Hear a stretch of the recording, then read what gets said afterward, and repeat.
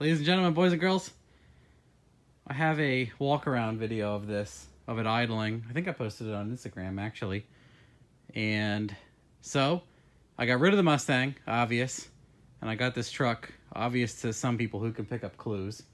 Other people they struggle. So, this is a 06 2500, and it's actually a truck I tuned for somebody. A lot of you already recognized it because it has... not a lot of them look exactly like this. So usually what people do is they get a 1500 and they do the lowering and then they deal with a 60E for a long time, or they immediately go to an 80E, or they never do anything and they turbo the 5.3 and the 60E and blow it apart and never fix it. But I digress. So yeah, this is a 3/4 ton 2500 06 long bed that I tuned. It was completely stock and it had the turbo, and I tuned it. And I'm like, well, it's kind of edgy, and we had to work pretty hard to make like 460 or 480, I think. Maybe I can link the videos in the description if people remind me, because I probably won't. So he was admittedly hot dogging it. He was being pretty rough with it and broke it. So he broke one piston, and a really interesting thing happened was he bought a spare piston, and it was like rattling around in the bore.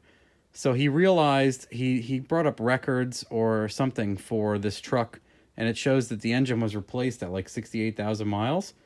Apparently GM installed a 30 over 6-liter into it. So this is actually a 370, but stock pistons, or at least stock type overboard pistons.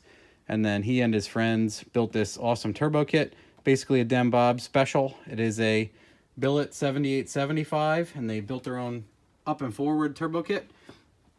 So this is the up and forward manifold stock. That's the crossover, and then they meet at the merge down yonder, and then that's the downpipe. And the cool thing about this truck is it's extremely clean, and he already did all the front end stuff with it. It has, the headlights would obviously be yellow. I think the trim, most of the trim is black. I believe so. So it's like painted. And it already has a Duramax intercooler, like most of the Duramax front end stuff. This was really cool, and I can't believe I never thought of this. This is why I like when people kind of copy what I do, but kind of do their own thing, because I would have never have thought to do the Duramax intercooler. It looks like it has 3-inch inlets too, 3-inch inlet and outlet. So with the Duramax intercooler in here, it's gigantic. I'd love to get a measurement on it, but it's like, it's the whole front end of the truck. It's probably like, yeah, I don't know, it's huge. So this car has extremely good inlet temps all the time because it has the world's most massive intercooler. And what's cool is it fits and you don't have to cut anything. There's still, you would never know it's turbo unless you heard it. There's no intercooler other than the one that's behind the AC condenser. So it's kind of stealthy. And then he lowered it and has wheels, obviously. Other than that, I think it's decapped injectors, stock decaps, and it made, he put a cam in it, valve springs, and we turned it up a little bit on straight pump. And I was a little conservative since he broke it the first time, and also straight pump gas, and he said he was going to tow with it. So it made 604, like a little over 600, and he left it like that, and it's been like a year or two since I tuned it. So there's plenty of videos of him pulling like a landscaping trailer with a zero turn, doing burnouts and everything else, and just thrashing it. So it's been together since then, and I got it now. And what I kind of like how he put the turbo up really high, and he did LT1 wires. It's easy to get to everything, and he wanted to make sure his AC and everything else was nice and out of the way. The only thing is, like, the 3-inch crossover is a little excessive, but that's, you know, it has worked for this amount of time. Everything is fine. One neat thing, I think I remember him saying, I'd have to ask him to make sure, I think they kept blowing off throttle body couplers, and then it was hitting the mechanical fan and shredding the couplers. So they welded this whoop-de-whoop right to the electronic throttle. So that's pretty cool. That can't blow off, and then this is much easier to reattach and keep neutral. It does have blow-off valve, I believe.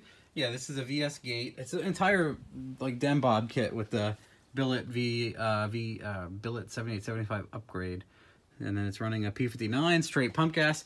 I could, and I thought for fun to put snake eaters in this and a second pump and retune it on the stock computer with a flex sensor and push it a little bit. But I was like, well, why don't we go full retard? I got that giant turbo from my Mustang that I was going to do as the upgrade. And I'm like, let's just go nuts and do the Holley intake I have left over, the gigantic turbo, rebuild the turbo kit, and put a Holley on it all at the same time. So do it all at once. Why not?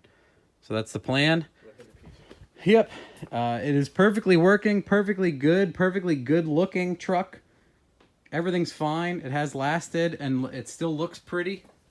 And we're going to tear it apart for our own amusement. And that's it.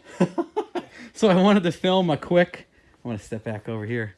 I wanted to film like a quick walk around before I rip it apart, because the next thing I'm going to be able to do on video is be like, I have a truck and I tore it all apart already. And he never even cut the bed. So I guess I'm going to have to try to not cut the bed also. But yeah, really nice truck.